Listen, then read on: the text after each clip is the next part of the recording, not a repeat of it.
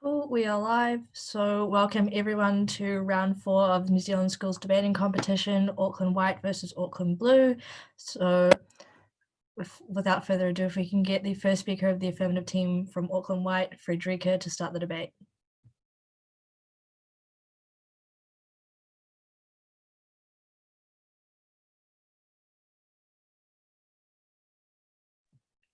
You're muted. Oh, it said I was unmuted. Am I muted now? It says I'm muted now, but am I? No, we can hear you now. Okay. Why does it say I'm muted? All right, my computer's going crazy. Sorry. China is actively committing a genocide. And as a Western, liberal, democratic nation, we have an obligation not to stand by, to tacitly support this atrocity. So what are we going to prove to you in today's debate? Two things. Firstly, that New Zealand has a moral obligation to stand by democratic values and human rights above all else. And secondly, that we can create some meaningful change through this policy more than is occurring in the status quo. But what specifically would this look like? And bear with me, we've got a couple of points here. Firstly, we're not standing for calling out like every single little thing that China does, which is possibly bad. We're going to focus on the big things like systematic corruption, genocide, like the subversion of intellectual property rights. Secondly, if any other country, for instance, the US, Hungary, wherever, would take similar actions to China to that scale, we would be willing to call those out as well. Thirdly, as for what this actually looks like, we would support press statements, in-fact messaging, also raising conversations at the UN, or actively supporting the people who are harmed by the violations which China is undertaking. 4 main points for the House today. Firstly, why we have a moral obligation. Secondly, why this improves global human rights. Thirdly, how this improves foreign and domestic policy outcomes. And fourthly, Millie will split about domestic racism.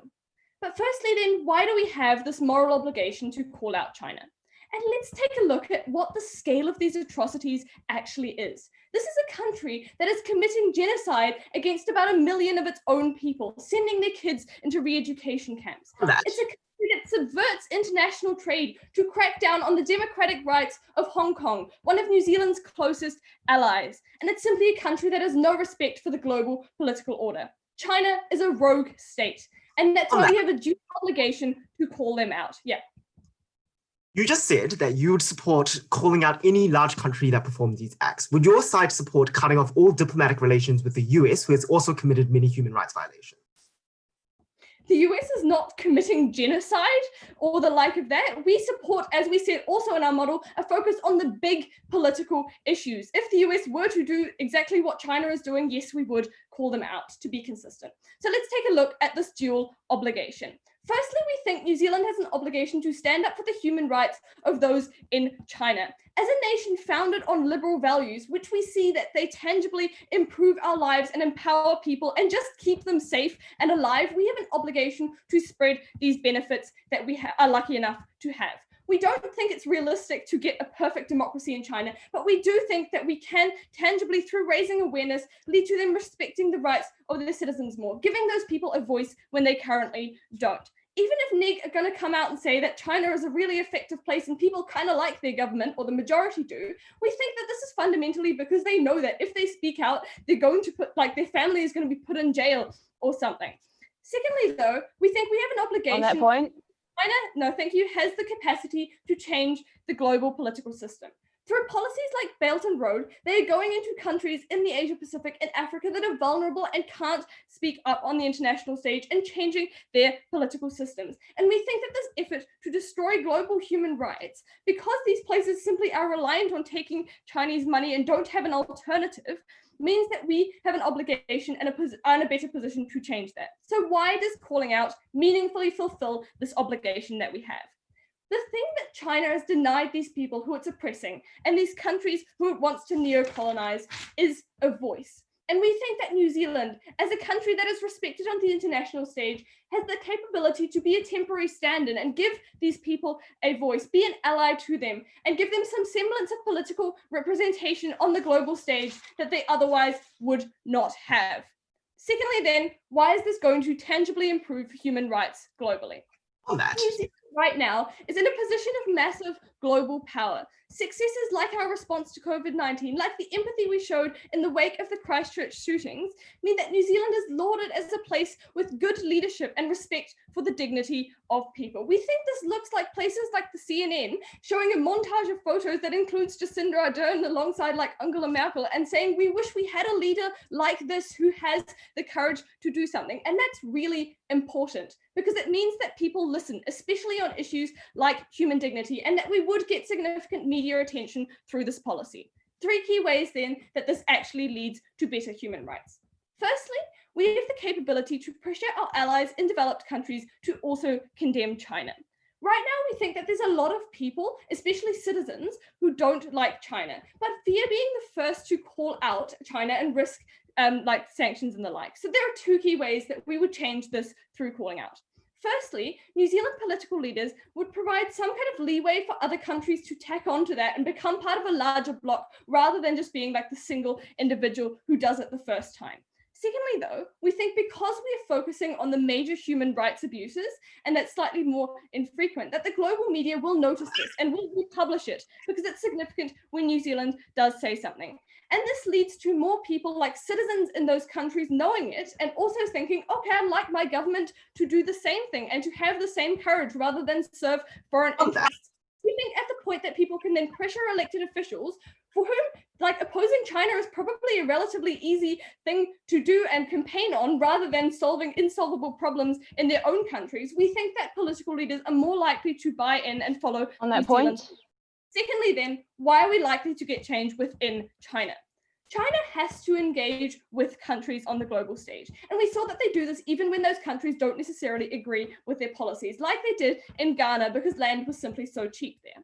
And in the same way, we think that like New Zealand's dairy industry and other industries are so competitive, and because New Zealand is relatively close to China, that there will still be some need for trade. And we think this is particularly exacerbated on our side of the house, where we can get other countries in ASEAN and in Europe, for instance, to agree with New Zealand's policy, even on a surface level, which means that China will always have to engage at some level with New Zealand. There are 3 key results of this. Firstly, when negotiating a trade deal, we think that China is able to like make some small human rights concessions that might be easier for them to make than significant trade concessions, particularly because they are a country that prioritizes economics. Secondly, we think that the attention that this creates through calling out necessitates a response from China, because so we end up either exposing them as liars or what actually occurs.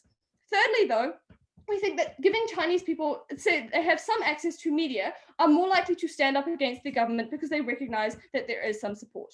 Thirdly, very briefly, we prevent developing countries from getting violated because they are no longer just reliant on China with their limited information and limited other international alternatives. At the point when New Zealand calls out and provides access to information about like what Belt and Road can do to a country, we increase the risk of allying with China because those countries fear other sanctions, and provide a precedent whereby like even if China doesn't change, places like Somalia might, because they don't rely on New Zealand. Very briefly then, one idea about domestic and foreign policy. We think that at this point we would be increasing the trust in the New Zealand government. There are a lot of countries, a lot of citizens in New Zealand who criticize our government for not taking a stronger stance on China. At the point where we increase trust in the government because we are doing that, we see that there's a lot more buy-in in New Zealand to political institutions because citizens are feeling that the government is doing the right thing. Proud to propose.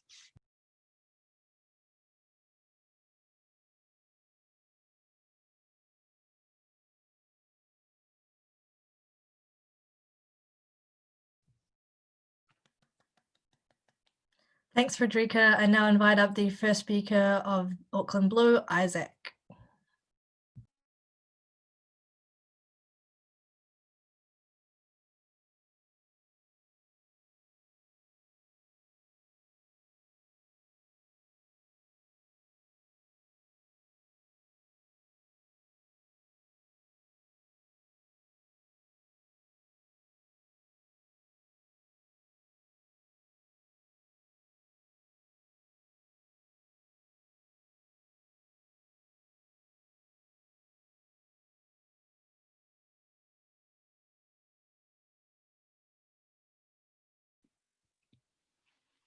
Can you hear me all right?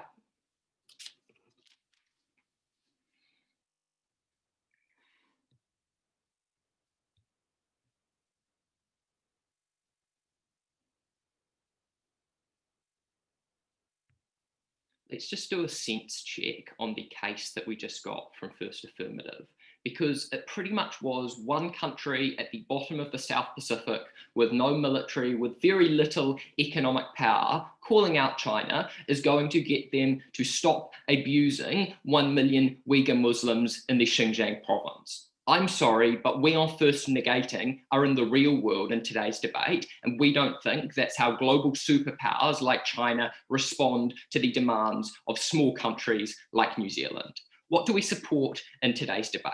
We support not calling out China, but rather remaining neutral on issues such as steel dumping, Hong Kong, and human rights abuses to appease and maintain positive relations with China.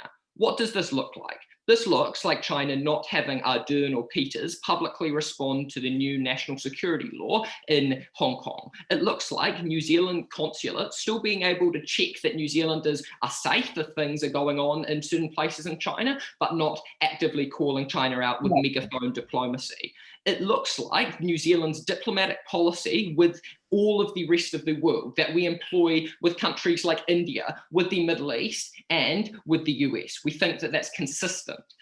We're going to win today's debate by proving that this policy fails in changing China's actions and directly harms New Zealanders who the New Zealand government has a duty first and foremost to protect. 3 points for the House. Firstly, how does calling out China worsen China's behaviour? Secondly, how does this policy harm New Zealand? And thirdly, Kun Leal Split telling you how this has negative repercussions for technology in New Zealand. But before that, let's take a look at what we were offered by Side Affirmative, some of which will be integrated. Firstly, they told us that New Zealand has a moral obligation to intervene in China. 3 responses to this. Firstly, we think that if this intervention actually makes the issues in China worse, there's no obligation to do that because clearly it goes against New Zealand's values. We're going to prove this in our case. Secondly, we tell you that clearly, insofar, even if this obligation exists, this obligation is not always applied to the most extreme extent. Because if we extend it and say China doesn't respond to our megaphone diplomacy, if we were acting in line with SIDAF's obligation, we'd be putting boots on the ground in Xinjiang province to get change in China. Clearly, they're not going to say that they want to do that. And clearly, that's a recognition that this principle has limitations in today's debate. Thirdly, we think that the principle that New Zealand has has a duty to prioritise New Zealanders' interests first and foremost, because every citizen should be protected by its government, both economically and socially, outweighs any principle we have to intervene in China. Secondly, they told us that New Zealand calling out China will work. Most of this will be in my speech, but 2 brief responses to this. Firstly, we just contest that New Zealand has any sway over what its allies do, because there's 2 groups of allies. Either allies, like other members of the Five Eyes, which condemn China after its national security law, are already committed to condemning China, so you get no change on that side of the house. Or they don't want to condemn China because they recognise that their trade with China is really important, their relations with China are really important. New Zealand, a small country in the South Pacific, is not going to change their actions. But secondly, we just tell you that China is incredibly large and powerful economically and militarily. New Zealand's not going to change their actions. Finally, at 7 minutes 40, we heard that in New Zealand will have greater buy-in to political institutions because the government's doing the right thing. Briefly, we think that this just won't work when you have the huge economic and social repercussions of cutting trade and ties with China. We don't think that they get any more buy-in when people and farmers are unemployed. Okay, let's take a look at our case, but first I'll take a POI. Okay, so you say that there won't be buy-in when there's, economic problems, but during COVID-19 with economic problems, there's been huge buy-in by the New Zealand public. Why would they then not support this when they stand by human rights within New Zealand?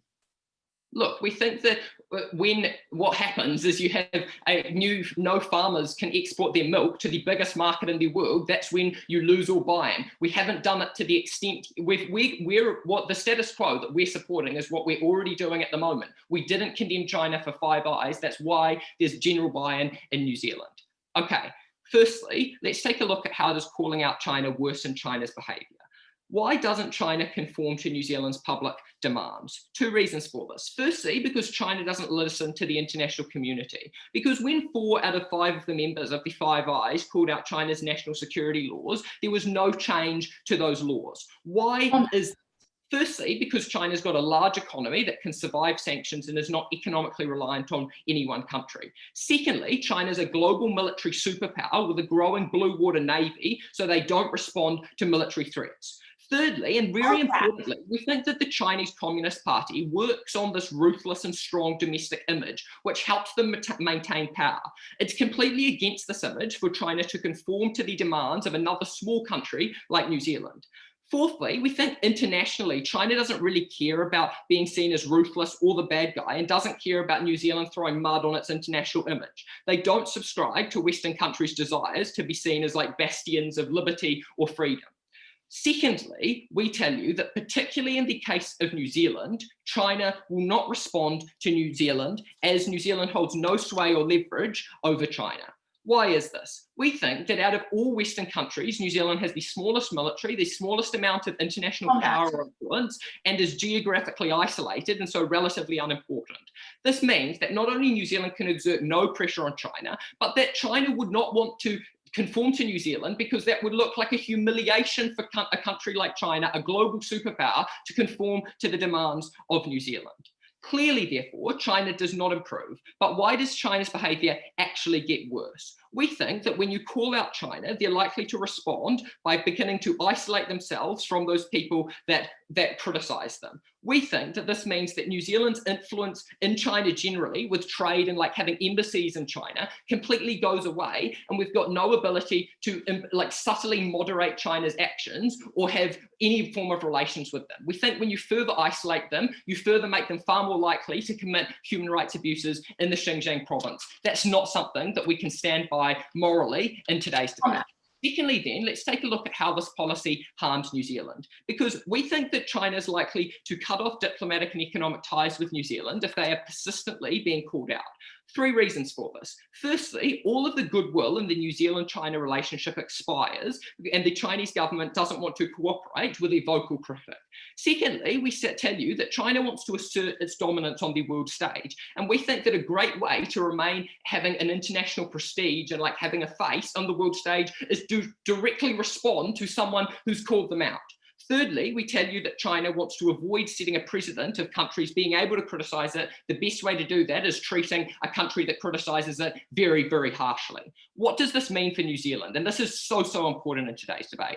Firstly, it means that New Zealand's trade suffers. It means that all our milk powder exports to China, the biggest market in the world, goes away. It means that all of the Chinese tourists that usually come to New Zealand no longer come. This looks like unemployment in New Zealand. It looks like farmers struggling.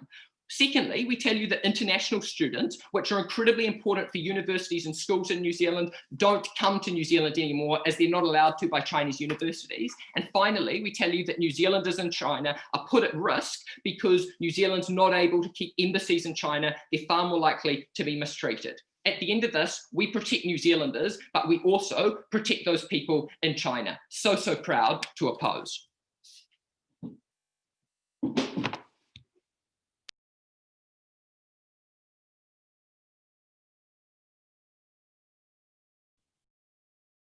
Thanks, Isaac. I now invite up the second speaker of Auckland White, Millie, to continue her team's case.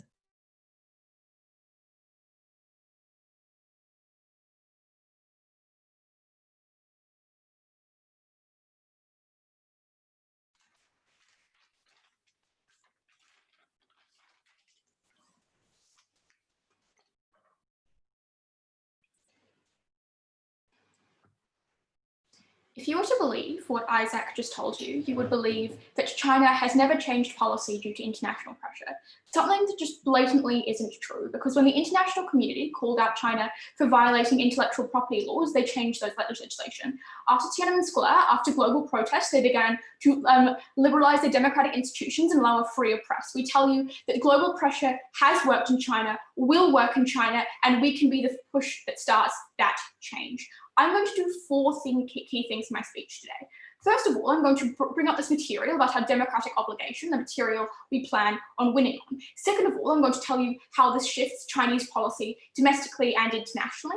Thirdly, how this impacts New Zealanders and the New Zealand economy. And then briefly, I'm going to bring up some substantive material about how this impacts domestic Chinese citizens within New Zealand. First, on this material about obligation. They responded to our material with 3 key attacks. First of all, they told us that this didn't happen because all we were going to do was make the issue worse. And then this also led on to some material about how we must go to the extreme example, and if we think we should support democracy, we should put boots on the ground and militarily attack them. This didn't engage with what we told you was our obligation to the Chinese people, because our obligation to the Chinese people wasn't to fix every issue around human rights. Rather, it was to act as a stand-in for the thing that the Chinese government has systematically stolen from its people and from the countries that it's trying to colonize. And that is a voice, and particularly a voice on the international stage. We tell you that what we do by calling them out, not by putting our military on the ground rather, is by giving them the chance to speak on behalf of the human rights and on the rights of trade policy and the economic rights of the citizens that live in that country. That's crucial, and that is our obligation in this debate, not about protecting human rights in every single instance to every extent. Then they told us that we had a duty to Kiwis first. We tell you that first of all, New Zealand is only as good as it is today because other countries stood up for human rights in our area. It's because the countries that we rely on have a strong advocacy for human rights, which then led to New Zealand in its early days of formation, implementing a system of economic and social rights, which have led to the uplifting of people all around us. We tell you we have an obligation to pay that duty back in order to bring other countries what New Zealand was brought. But secondarily, we tell you New Zealand is going to be better off in this case, because we tell you that New Zealanders feel a global connection to individuals around the world. We tell you that New Zealanders understand the value of the international community and the importance of global citizenship. That's why we have an obligation. Additionally, I'm going to prove to you later in my speech why it does make New Zealanders materially better off. We tell you at the end of this, as long as New Zealand has an obligation to human rights, you ought to side with side affirmative. Then we brought you this material about how this shifts China. That's what the bulk of their responses to our material came out. What did they tell us? First of all, they told you countries were either already condemning them or they were never going to. Let's talk about the countries that condemned Hong Kong in the advent of their particularly bad security legislation. Because only one country originally condemned them, and that was Britain, because Britain has a historic tie to Hong Kong. We tell you because Britain did that additional announcement, saying that they were going to support, giving Hong Kong residents British visas. We tell you that led to a door opening for countries like Australia, the USA, and Canada to do that in the second instance. We tell you for that reason, China, so it's like the US would have never made that a statement if it wasn't for the UK doing it in the first place. Because New Zealand has a particular regard to these countries in terms of their human rights status, in terms of their diplomatic power right now with things like COVID, we believe we could be that voice in terms of issues like Uyghur Muslims. We tell you that countries will bandwagon, as we saw with this kind of stuff. That's already happening. Additionally, for countries that are never going to, we tell you that New Zealand can get additional benefits as a side, we kind of support you. For instance, ASEAN offering membership to New Zealand, or the Philippines taking a more proactive trade response with New Zealand as a subtle sign of we agree with you. That's good. We open more trade and diplomatic opportunities. But then they told you that China would never cave even if pressure happened. 3 things they told you. First of all, they didn't change when they called out. That's what I signaled to you in my introduction. We tell you China has already had successful pressure leverage against it in the past. We tell you those same incentives exist in order to appeal like they are a good nation. We tell you that at the point that China wants to be seen as a legitimate country, a country that legitimately respects human rights, it's not going to be one to have international voices telling that they're evil. We tell you they're going to reasonably respond to this and begin to implement, even if it's marginal, some of the policies we're talking about. Additionally, we tell you, they told you China is powerful and strong. Again, this doesn't really work because we have the whole force of the world against us. And they told you they're going to be more isolationist and stand up against these countries. We tell you that China isn't a country that singularly wants to protect its political system. Rather, it wants to protect its economic status in the world. We tell you at the point that New Zealand and other countries go into trade negotiations, rather than just publishing empty statements, saying things like, we will only enter into free trade agreements with you. At the point you liberate your people from serfdom, liberate them from genocide, that's when you get the key changes, because we tell you you put their trade on the line. That's what the CCP cares about, not about their fluffy international image, because they only have legitimacy if they materially improve the lives of their citizens. That's really crucial in this debate. They never responded to that mechanism. They just wanted to either say we did nothing in empty statements or that we had to put group talks in the ground. That lack of nuance is why we won this point. Then, talking about how this shifts New Zealand as a whole, they just told us that New Zealand was going to be kicked out of trade. This was totally non-nuanced. Why is this necessarily true? We tell you that New Zealand actually is really important to China. Why? That's because New Zealand has literally the world's most competitive dairy industry, the world's most competitive beef exports. That's really key because as China begins to economically improve, there seems to be more consumption of things like beef and like meat. That's really crucial because the current citizens are going to put pressure on the government to, for instance, engage in things that give them cheaper access to agriculture, cheaper access to the kinds of luxury food goods that they really enjoy. We tell you that sure, they may publish a statement against New Zealand, but they're not going to do this. Additionally, we tell you that, that New Zealand's kind of like beloved on the international stage right now, at the point that they like kick New Zealand out. One, they are validating the fact that they are doing something bad that they want to hide to the rest of the world. But second of all, they are now seen as the people that kicked out the nice little kids in the playground that only wanted to help people. We tell you that because New Zealand is beloved, they're not going to ever want to like respond in a way that's particularly bad. But even if this is all true, first of all, we tell you open up trade with groups like ASEAN, which really hates China and wants people to take more active stances and are going to immediately ally with every person. We tell you stronger trade relations with Japan and Singapore is probably a good thing under either side of the house. But in the worst case, we tell you those brief economic shortfalls are still better than our continued tacit support of regimes of genocide, of regimes of the destruction of the rights, including the trade rights, which we believe are fundamental. I'll take a POI now if there is one. Given that many other countries already do this megaphone diplomacy in relation to China, why is there any need for the people of like Xinjiang province to have a voice when they've already got them from the rest of the world? One, no, they don't. Two, New Zealand is a unique position to be the voice which people actually listen to. We're Western, frankly, we're a white country that speaks English, so countries are that listen to us far more, but also we just have an obligation even if everyone else is doing it. Now on how we help our domestic Chinese citizens, because if they want to talk to you about how we materially improve the lives of New Zealanders, we want to talk about those who are left out, who are subjugated under the system, and those tend to be ethnic minorities. Domestically, almost 80% of Asian Kiwis report experiencing racism in their communities, and oftentimes there's a perception, particularly about Asian politicians, that are their agents of the CCP. How do we shift this? First of all, we have a large Chinese population who oftentimes moved to New Zealand because they were seen as a country which respected human rights far greater than their homeland. We tell you when we signal to those people that we care about the struggles that made them leave that country and the struggles of their families that remain, we make them feel far more enfranchised in the domestic politics of that region. That's really crucial because we give those people far more of a voice. Secondarily, we show that the government is actively not supporting the Chinese regime. That stops things like the papering over of Jian Yan's signs on his political slogans saying that he's an agent of the Chinese Communist Party. And thirdly, you take the bite out of anti-Chinese racism because you show people that these are people who are suffering rather than people that are agents of an evil government. At the end of this, we help New Zealanders, and most crucially, we help those who are being hurt. Proud to something.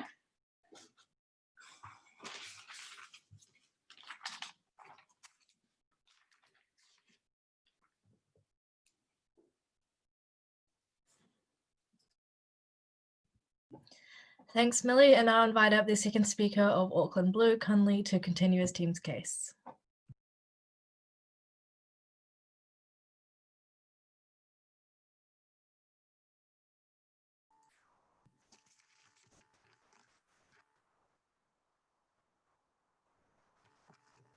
You guys hear me?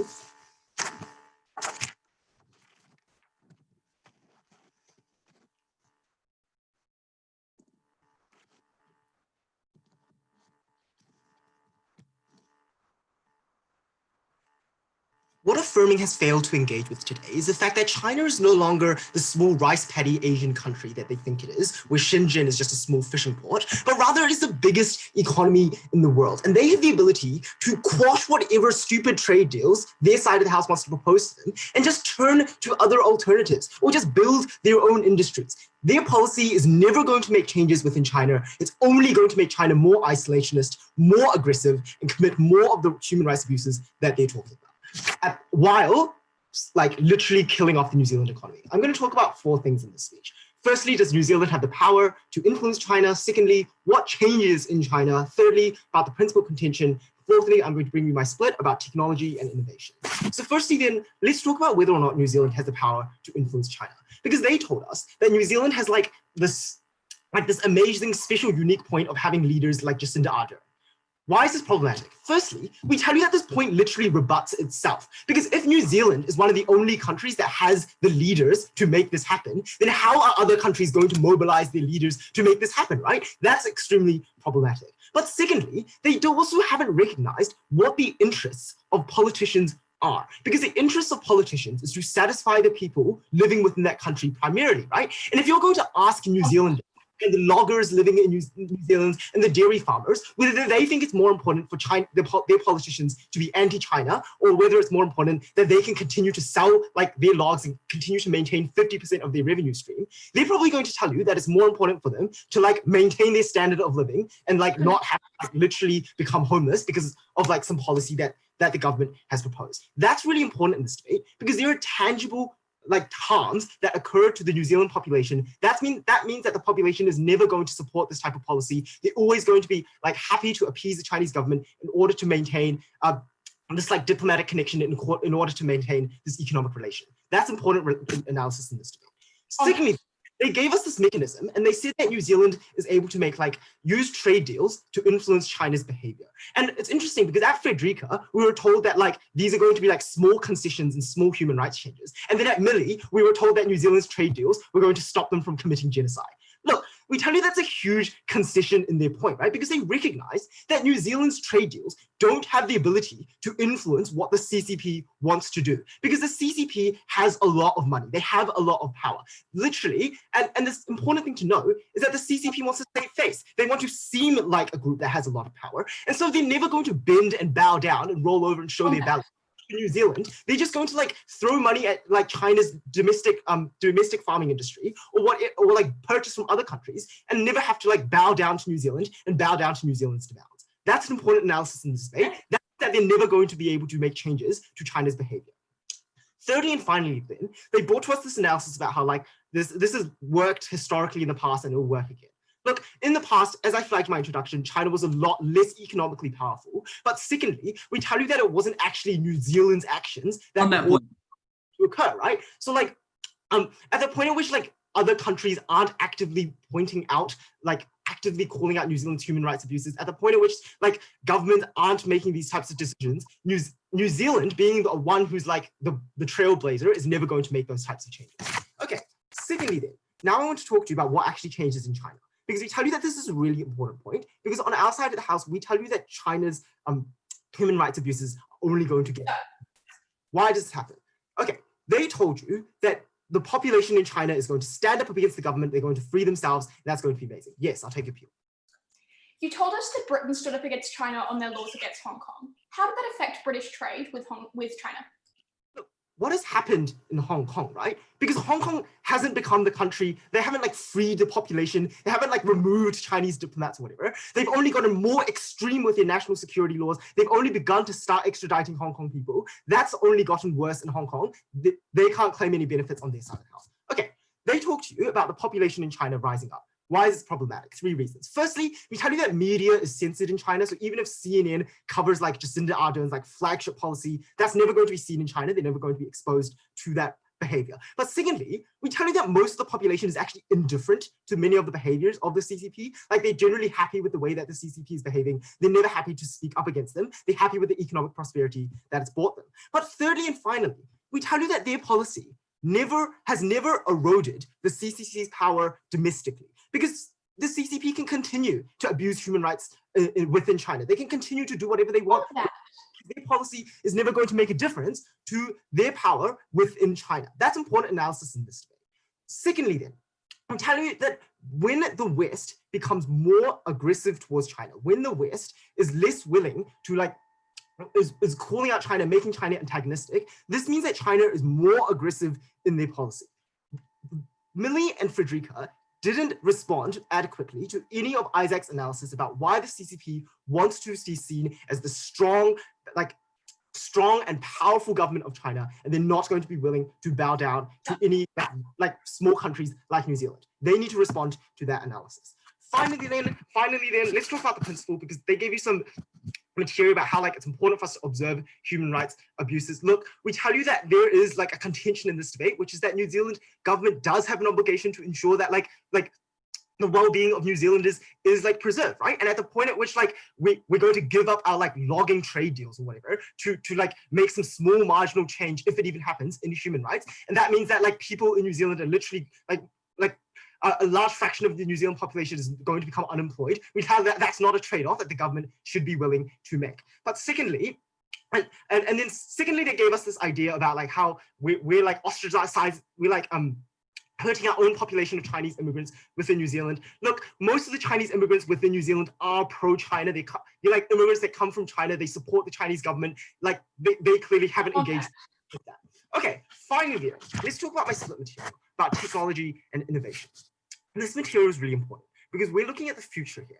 And we tell you that China is the country that has all the new technology. They have like brands and technology like Huawei, Xiaomi, 5G technology, solar panel technology, wind energy, computer processing units. These are things that only China has right now. We tell you that's really important in this debate because when we cut our ties with China, when we cut trade relationships with China, we remove New Zealand's ability to have access to any of these technologies. And the important thing to note here is that many of these things directly align with New Zealand's principles, such as renewable energy technology, such as wind energy technology. Right? These are things that New Zealand necessarily wants to develop within our own country, which is really important that we maintain our opportunity to engage with this. But secondly, we tell you the important thing to note here is because of the fact that China has become such a technological hub, has become a center for technology, it means that they're able to become even more self-reliant, right? They don't have to rely on other countries. They don't have to rely on trade deals with other countries because they have the technology to be able to rely on themselves. That means that even if small countries like New Zealand speak up against China, they have the technology to build it and replace that industry domestically. They have the ability to like not worry about the cows in New Zealand because they're able to have the technology to make the cows in China just as efficient, just as clean. So at the end of this speech, I've told you about how New Zealand doesn't have the power to influence China. I've talked to you about how these changes in China are symmetrical or at best are going to be worse. Thirdly, I've talked to you about why this principal contention doesn't stand. And I've also talked about technology and innovation. Extremely proud to oppose today.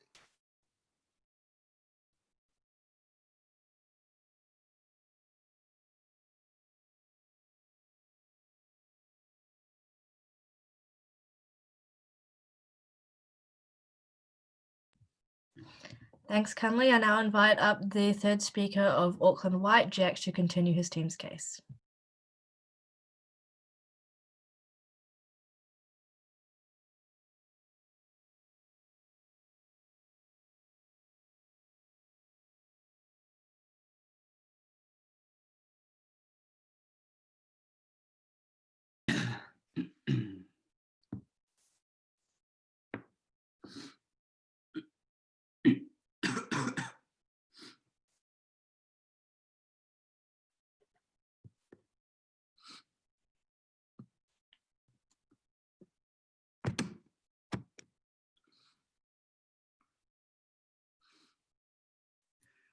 Let me make it very clear at the start of my speech panel, this debate was never about fixing all of the issues surrounding human rights in China. This debate was about our obligation as a Western democratic society to uphold human rights and to fight for those in China who are actively being oppressed daily and being treated horrendously. Three main points of clash for you today. Firstly, do we have a moral obligation to help to act in this way? Secondly, how does this affect New Zealand's economy and trade? And then thirdly, how does this affect New Zealand domestically? So firstly, onto this crucial point about the principal obligation of New Zealand. So their main claim under this was that if we worsen the human rights violation, we then do not have an obligation to act, right? So what did they say under this? They said we worsen it because like they want to respond strongly and the CCP wants to be, strong. And it wasn't really explained well. So four main responses to this for you today.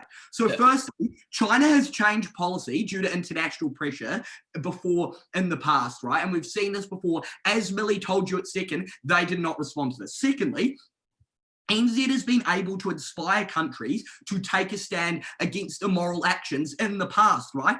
For example, they stopped a lot of nuclear testing in the late 1900s by inspiring other countries to also join that fight and stop this, like abuse of the environment and like Pacific Islands, right? And so we see that New Zealand can have influence when they bring about support from other countries. But thirdly, this is actually a tension in their case because if we have such little influence over China, China, like they wanted to claim throughout the whole debate, then why would China increase their human rights violations because of us, right? So how do we think this works? We think like we have like an okay influence over China. Like we don't have a massive influence, but we do have an influence. But our real influence comes from the fact that when we call out China, we influence other countries to do the same and bring about this change, right? Because many of these countries are currently scared to call out at China because of like, the precarious situation of a lot of countries at the moment. And so we think that like this, when we call them out, other countries see that, another country is acting and then go to support that country because they are now stronger in numbers and can have an impact on China that is successful. But fourthly, on this point, if China does condemn us, it basically forces other Western countries to back us, right? Because if China has a go at us for doing this, then all these other Western countries are going to come to the aid of the other Western country that is trying to uphold democratic Western values. They also told us, right, that the CCP had legitimacy because it is strong and they need to maintain that image. This is just not true, right? Like President Xi is called Xi Da, like that means Uncle Xi, right? Like they want to seem like good guys, right? No country wants to seem like the public enemy number one of the whole world. Not only is this bad for international relations, very bad, but it's also bad when people in your own country find out that you are global enemy number one, right? Because we don't think the problem in China is that the people are fine with them being bad guys. It's that they simply don't know about it enough. And what we do when we stand up and condemn China is we create awareness around this and bring this attention to the forefront.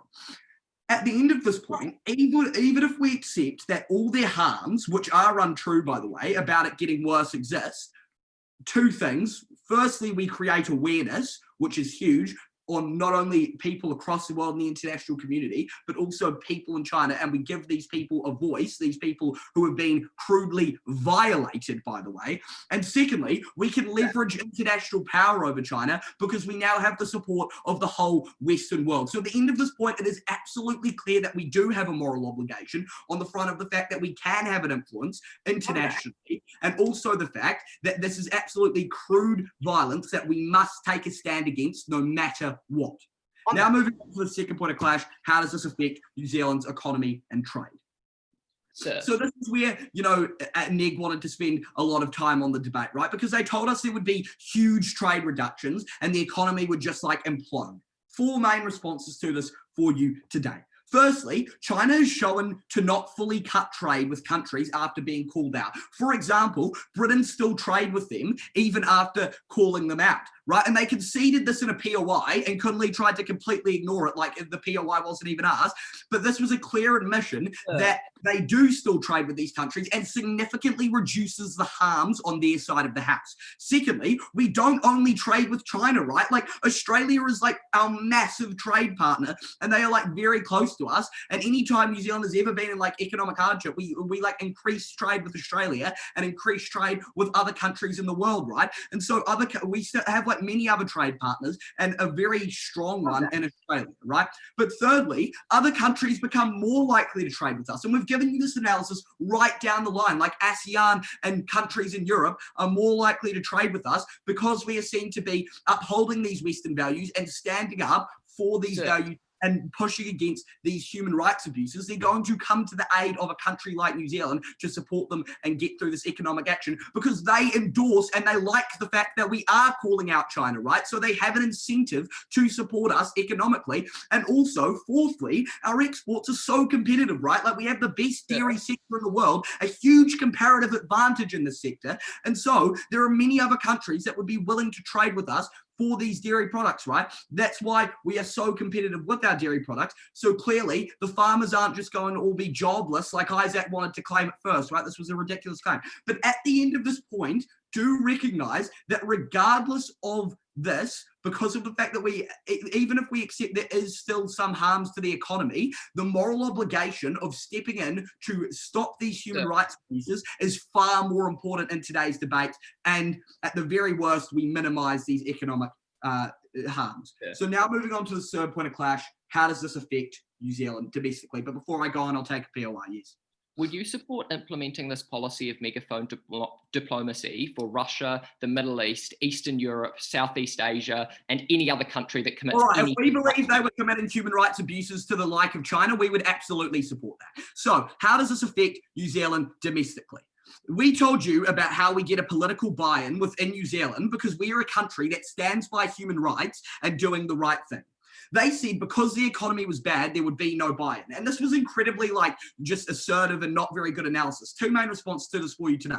Firstly, New Zealand has a history and has always been a country that has prioritized human rights and human lives over the economy, right? We have literally just seen this with the huge buy-in to the COVID-19 lockdown that took away people's rights to go outside, but also damaged the economy because we wanted to protect the lives of those that could be greatly affected by COVID-19. That had a huge buy-in, even though it hurt the economy. Furthermore, nuclear protests in the 70s, 80s, and 90s against French nuclear testing in the Pacific, that wasn't even for us. That was for countries in the Pacific, by the way. New Zealand public supported that, even though it hurt trade with France and stuff. And even when the government agreed with France, the New Zealand public was still against it, even though it would hurt them. Secondly, on this point though, as we told you, we keep the economy stable on our side of the house because we incentivize many other trade partners to trade with us, and we have this comparative advantage in dairy, and we have many other countries. So at the end of this debate, not only are we the side that stands up against crude human rights abuses, we are the side that inspires buy-in domestically and still protects our economy. It's very clear who to side with at the end of today's debate. Proud to propose.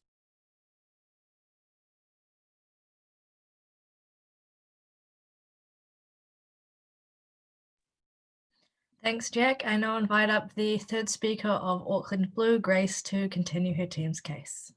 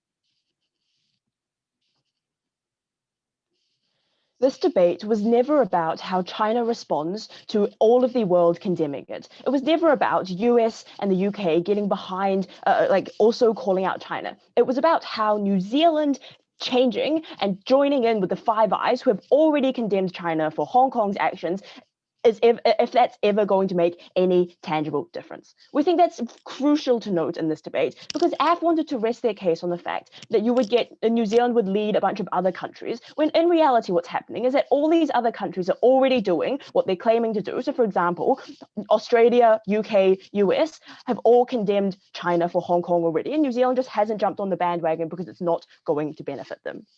3 points of clash for the House today then. Firstly, how does China's behavior change? Secondly, how does this affect New Zealand domestically? And lastly, on the principle. Note that we don't think the principle is that important in the debate because we think we've done enough to prove that this principle is contingent on whether or not we get outcomes for Chinese people and for New Zealand people. We don't think it's enough to say that that principle doesn't depend on these outcomes. So on the first point of clash then, how does China's behavior change? The AF team's claim here was that because New Zealand is a massive superpower, we're going to lead other countries. Our industries are so competitive that China can't replace them, and we're going to get so much media attention that it's so necessary. Note that, as I pointed out, this debate has to necessarily focus on New Zealand's direct change. We're fully behind other countries still supporting because they're able to do that because their situation is different from New Zealand. And when we point out Five Eyes, we think that this is about New Zealand jumping on the bandwagon late. So what are our responses here then? Firstly, we tell you that New Zealand is not a global superpower when it comes to international relations. International relations don't depend on having nice leaders and having leaders who can deal with mosque shootings. They depend on your power, and that looks like economic power and military power. We think at the point at which New Zealand doesn't have the kind of economic and military power that other countries have, you're not going to get pressure on your government. So people don't care about pressure, and they don't care about just having a leader that looks nice. We tell you then what this means, because New Zealand doesn't have the kind of military and economic power that you need. New Zealand can easily be quashed by a country like China.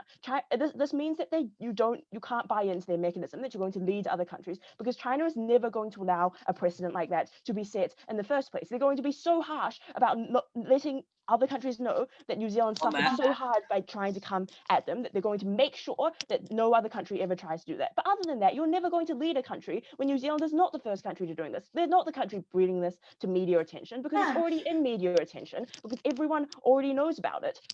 And these like abuses have already been brought to light by other bigger countries. We tell you their example of Tiananmen doesn't work because it wasn't New Zealand leading that change, and they necessarily have to support examples where New Zealand was the country leading that change. We tell you the example of Hong Kong also doesn't work because firstly, nothing changed, but rather than the fact that nothing changed, in fact, China actually cracked down on Hong Kong. We think it's made it worse. Not only did they not accept any of the demands of the Hong Kong protests, but they actually released a new security bill that made the lives of Hong Kong people worse. We think this is a perfect example of when a country tries to crack down on China, they're likely to respond with more force, so like to become more isolationist, more aggressive. We told you this is exactly what happens even in their best case, that there is pressure on China.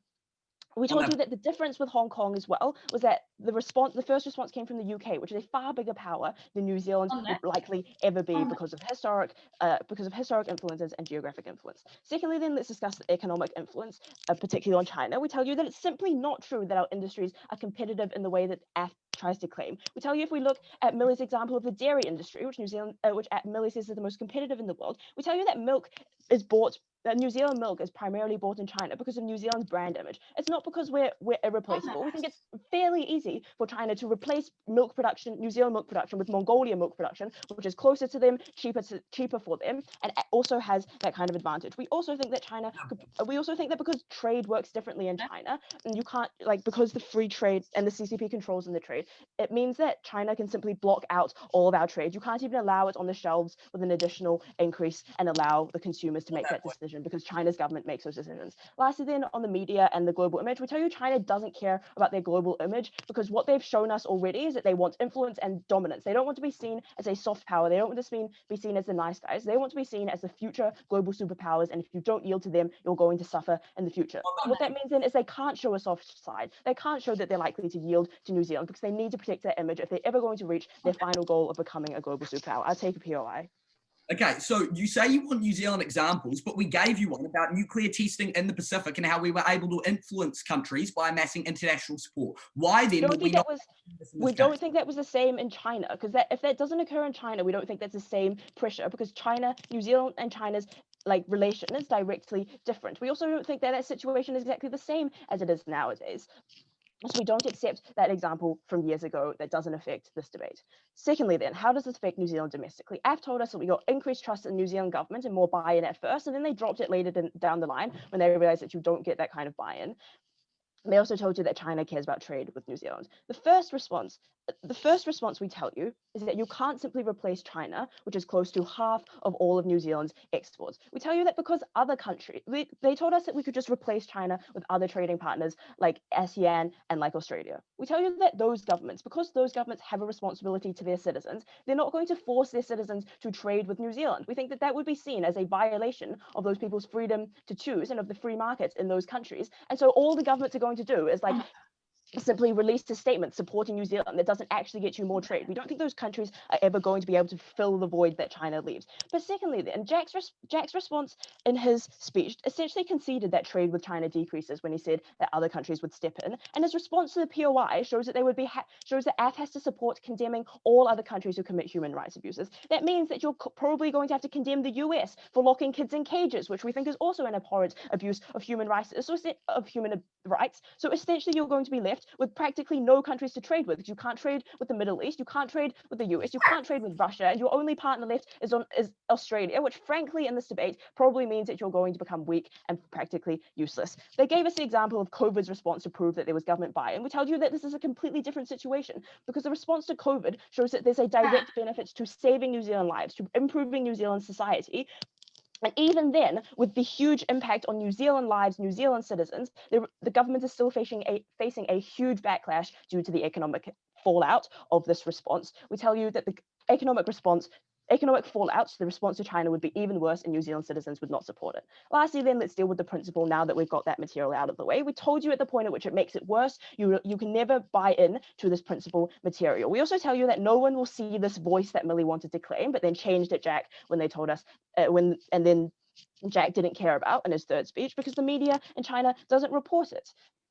We told you that we don't get more awareness about these issues either because New Zealand is never going to be the one bringing these issues to light. We think the UN, which is a huge international institution and has huge influence over the international community, is likely to be bringing these issues to light. We tell you that China is likely to crack down, as in the Hong Kong example, to set precedent. And Jack tried to combat this by telling us that it was a contention in our case. We tell you it's not a contention because worsening human rights and cracking down on human rights is something that's fairly easy for the CCP to do and that they're happy to do. Improving those human rights actually changes their global image, makes them look soft, and isn't the same impact on China's people. So at the end of this, then we tell you that New Zealand's obligation to its people probably far outweighs that's any small idea of having a voice for those people when you make their lives worse and when you make the situation worse in China and when you harm New Zealand citizens. We're proud to oppose.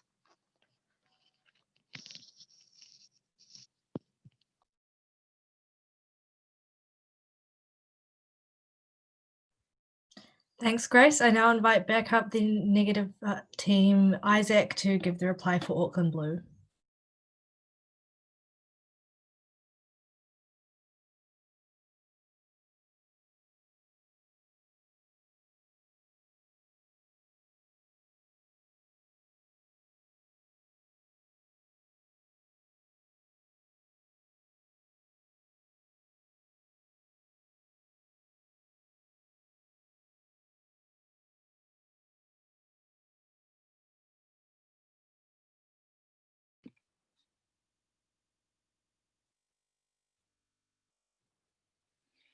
We're really glad that Side Affirmative have brought up examples like China's changes to intellectual property laws, like China's changes after Tiananmen Square, because we think that this absolutely just shows how their policy doesn't work. Because what those examples all show is when China was a smaller power and was responding to the entire international community. And crucially, on our side of the house, we completely support China being able, other Western countries being able to impose different sanctions, impose different measures on China to get change. But what this debate was about, panel, was about whether New Zealand should throw a 0.02 cents in the hat and see if it can make any difference while jeopardizing the lives of New Zealand farmers, while jeopardizing the lives of New Zealanders in China. We answer resoundingly, no, we should not. Let's be sensible here. Okay, 3 points for the House. Firstly, what are the obligations of the NZ government? Secondly, whether this policy makes the situation in China worse. And thirdly, whether this policy harms New Zealand. Okay, firstly, let's take a look at the obligations on the NZ government, because they really had a case shift throughout their line on this, because at Millie, they told us that the obligation of the New Zealand government was to give Chinese people a voice. But then at third, they said, no, our obligation is to defend the human rights of all Chinese people. These two things are very different, and they've set very different principal burdens for themselves down the line. What are our responses to these, though? Well, in regard to giving Chinese people a voice, we've told you that other countries already provide this voice. So it's not like people in China are completely silenced when countries like Australia, the US, Great Britain stick up for them. But in regard to defending the human rights of Chinese people, we've told you that no, the New Zealand government often has to make trade-offs. And we've given you down the line examples of why the New Zealand government doesn't put boots on the ground in Xinjiang province, because probably that's going to result in a huge loss of New Zealand life. Probably that's not going to change anything in China. Probably it's going to harm the New Zealand relations with China and just isolate China further. Clearly, New Zealand has the ability to prioritise like economic ties and the lives of New Zealanders above like other international foreign policy aims. Where does this leave us at the end of this? Firstly, if there are no human rights changes in China, clearly New Zealand has no principal obligation to intervene. But secondly, we tell you where this debate is won or lost is the impact on New Zealand. Okay. Secondly, let's take a look at whether this policy harms New Zealand, because we told you that China will have a strong response to any New Zealand actions to reinforce its image and avoid setting a precedent for this kind of like calling out China. Their response to this was that, oh, China won't want to risk cutting ties with New Zealand, and they hung their hat on the UK after Hong Kong not doing, getting no response. This is just not a good enough example, and is really not good enough in lieu of any analysis. Because firstly, we told you that especially after Huawei and Hong Kong, British-China relations have soured significantly, and secondly, we tell you that Britain is a far larger power than New Zealand, so the examples are just not comparable.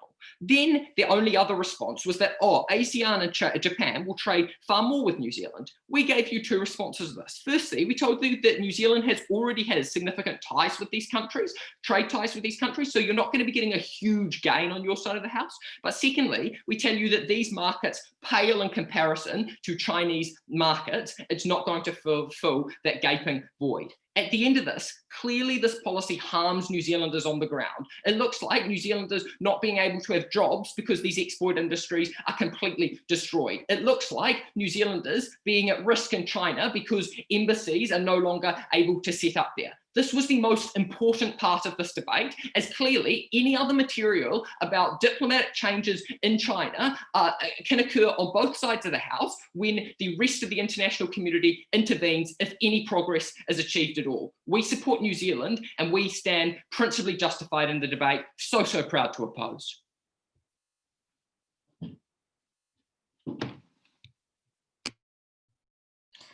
Thanks, Isaac. I now invite up Millie to wrap up the debate for us.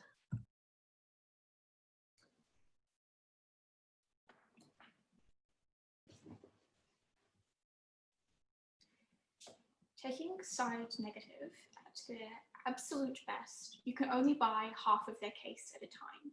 Because either New Zealand has no impact, is not going to affect any of their citizens, and thus this government has no incentive to crack down on New Zealand trade, or New Zealand is going to be so bad and so awful that it's going to result in massive crackdowns on human rights in that country. These simply cannot be true at the same time their case crumbles. I'm going to do three things in my leader's reply today. First of all, I'm going to talk through the moral obligation and why it actually is the most crucial piece of material in today's debate. Second of all, I'm going to talk about New Zealand trade and economic situation. Thirdly, the broader domestic impact. Firstly, on this moral obligation, because side neg only ever wanted to engage with it at the point that it was contingent on getting better outcomes. This just wasn't the case. Why? Because at first, second, and third, we told you the moral obligation was not to fix the total human rights crisis, rather to fix the one greatest one, and that was the consistent denial of a voice. We tell you that beyond their assertions about other countries speaking out, we tell you no one really is, because everyone is scared. And if they are, they don't have the sort of profile that New Zealand does. That's crucial, because even if we get literally no impact, we tell you that we can act as a stand-in voice for those people that have been so badly oppressed at tables like the UN, at tables like trade agreements. That's really crucial in today's debate. Even if nothing occurs, they have a voice, they'd have a fundamental democratic right that they wouldn't have had if they didn't intervene in the first place. But secondarily, even if this is contingent on getting better results, why did we still substantively prove to you that they didn't? Because the thing we're talking about is the fact that we had, there was a Hail Mary in Grace's speech about how what we have to necessarily stand for is bandwagoning on Hong Kong. What we tell you is not this, rather we're going to be starting the bandwagon on many different human rights issues. We'll tell you we're the first major country to stand up and tell the nations that we are going to change the way we operate in terms of Chinese diplomacy when it comes to things like their treatment of Uyghur Muslims. We're going to be the first country to tell them that it is not good enough to forge the rules of human rights within their own countries. We are going to be the country that starts the bandwagon. But crucially, it's going to be different because we tell you that these are going to be things that we actually have consequences for China, consequences like not engaging in trade deals in the first place. So finally, they told us that China wouldn't care for two reasons. First of all, countries weren't going to hop on the bandwagon in the first place. We tell you there is great anti-CCP sentiment in the US. Like literally look at any protest right now about coronavirus. But crucially, we tell you that even if that is not true, we tell you that China doesn't just want to look tough. It wants to look like a world leader. That's why Jack brought you material about Xi Dada. That was why we told you that China is like really cares about its global image in terms of looking good, because not only does it want to look like dominant, rather it wants to look like a legitimate world power, and legitimate world powers respect human rights. At the point that we prove to its citizens, at the point we prove to the international community that it's not fulfilling that obligation as a world power, they're going to change their policy. That's crucial. We fulfill our moral obligation on both counts. We win this debate definitively on this material alone. Briefly now, onto the impact on New Zealand's trade economy. The two reasons why Nake's material totally falls out of today's debate. First of all, despite their weird, assertions that this was different to Britain, we tell you that China fundamentally prioritizes its economic interests above all else. At the point that New Zealand is economically useful to them, even if that is only in the short term, China isn't going to cut off trade. That's why it still continued to operate with Britain. That's why it continued to operate with many European countries after they were called out on other things in the past. But crucially, they had a massive contradiction with Connolly's split material. Because if you want to talk about how China had the capacity to mechanize all industries and essentially to dominate and have a purely internal economy, we tell you that incentive exists under both sides of the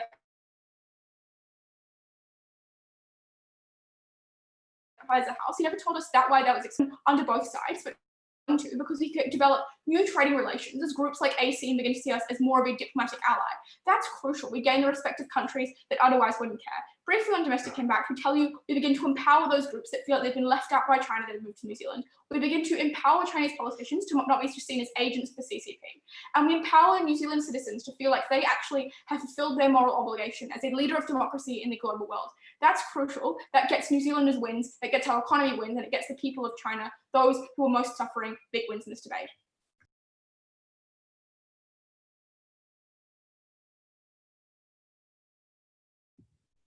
Cool. So I think the Edges and I are just going to jump into the Nig room to have